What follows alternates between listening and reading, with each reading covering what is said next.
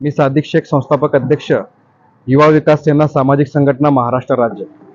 आज पुणे येथे अन्न व औषध प्रशासन विभागीय कार्यालय या ठिकाणी सहाय्यक आयुक्त अन्न औषध प्रशासन कार्यालय यांच्याकडे युवा विकास सेनेच्या माध्यमातून एक तक्रारी अर्ज देण्यात आलेला आहे।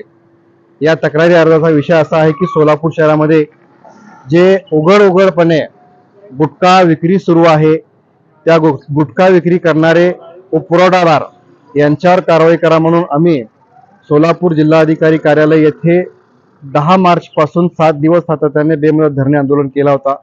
परंतु त्या ठिकाणी अन्न औषध प्रशासन विभागाचे कुठल्याही अधिकाऱ्यांनी या विषयावर कारवाई केली नाही, म्हणून त्या ठिकाणी आज आम्ही अन्न औषध प्रशासन विभाग पुणे कार्यालय या ठिकाणी अर्ज दिलेला आहे।